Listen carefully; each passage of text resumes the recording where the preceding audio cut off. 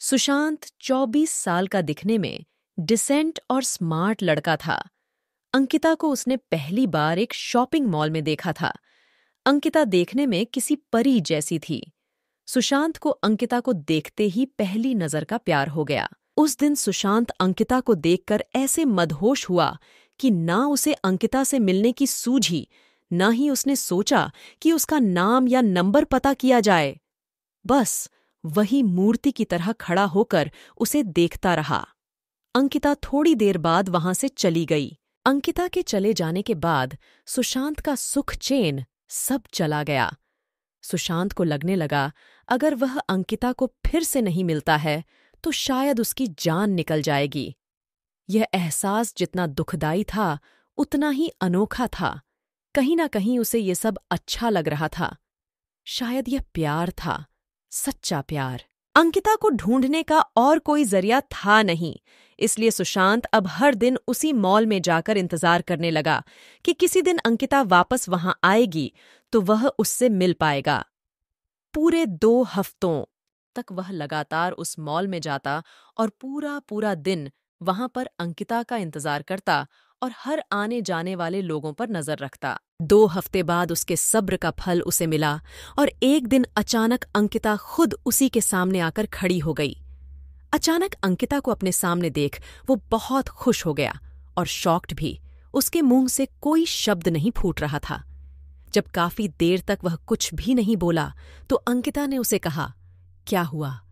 इतने दिनों से मेरा इंतजार कर रहे हो और अब जब मैं सामने खड़ी हूं तो तुम इंतजार कर रहे हो और अब जब मैं सामने खड़ी हूं तो तुम मुझसे बातें नहीं करोगे? सुशांत ने चौंकते हुए कहा, हां करूंगा, बिल्कुल करूंगा। लेकिन पहले यह तो बताओ, तुम्हें कैसे पता कि मैं इतने दिनों से यहां तुम्हारे लिए आता हूं?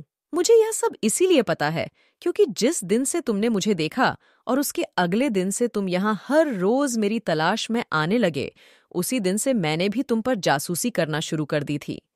अंकिता ने कहा। सुशांत के मन में एक और सवाल कौंधा। उसने पूछा, अच्छा, यह तो समझ में आया कि तुमने मुझ पर बरोबर जासूसी की है, लेकिन फिर भी यह क्लियर नहीं हुआ कि तुम्हें कैसे पता चला कि मैं तुम्हारी तलाश में यहां पर आता था। और एक सवाल की, जब तुम्हें यह पता चल गया कि मैं तुम्हारे लिए यहां आता हूं, तुम्हें अजीब नहीं लगा या मुझ पर गुस्सा नहीं आया? अगले दिन आकर जब तुमने मेरे बारे में उसी दुकान में पूछताछ की जहां से मैंने खरीदी की थी, तो उस दुकानदार ने तुम्हें तो मेरे बारे में कुछ भी नहीं बताया, लेकिन मैं उसकी रेगुलर कस्टमर हूं, इसलिए उसने फोन करके तुम्हारे बारे में मुझे सब कुछ बता दिया था। मुझे अजीब लगा था कि कोई क्यों मेरे बारे में छानबीन कर रहा है, इसलिए मैंने उसी दिन से यहां आकर तुम पर जासूसी करना शुरू कर दिया और दूर से ही तुम पर नजर रखने लगी। अंकिता ने कहा। अंकिता आगे बोली, उस दिन सिर्फ तुम्हें ही मैं पहली नजर में पसंद नहीं आई थी। मैंने भी तुम्हें मॉल में देखा था और मुझे भी तुम अच्छे लगे थे। इसलिए जब मैं तुम पर नजर रखने लगी तब मेरे मन में तुम्हारे बारे में और ज्यादा जानने की मंशा जागी। इसलिए मैं उसी दिन तुमसे बात करने के लिए नहीं आई और इन 2 हफ्तों में मैंने तुम्हारे बारे में काफी कुछ जाना। मुझे यह तो पता चल गया था कि तुम मुझे इसीलिए खोज रहे हो क्योंकि तुम मुझसे प्यार करने लगे हो, लेकिन मुझे इस बात को कंफर्म करना था कि कहीं तुम्हारा प्यार सिर्फ शारीरिक आकर्षण तो नहीं है, जो अक्सर इस उम्र में हो जाया करता है।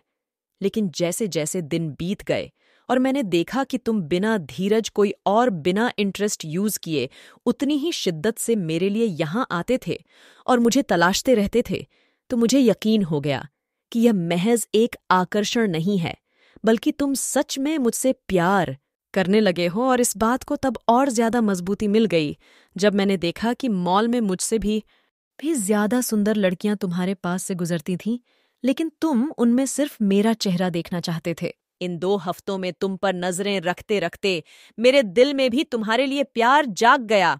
और मेरा प्यार भी आकर्षण नहीं है, क्योंकि मुझे भी अब बिना तुम्हें देखे चैन नहीं आता है और मैं भी वही चाहती हूं जो तुम चाहते हो। इसलिए आज मुझसे रहा नहीं गया और मैं तुम्हारे सामने आकर खड़ी हूं। सुशांत ने अंकिता को अपना नाम बताया और उसका नाम पूछा और उसे प्रपोज किया। अंकिता ने हाँ कहा और दोनों के ही चेहरों पर अपने सपनों के हमसफर से मिलने की खुशी चमक उठी और एक प्यारी सी क्यूट लव स्टोरी का हैप्पी एंडिंग हुआ।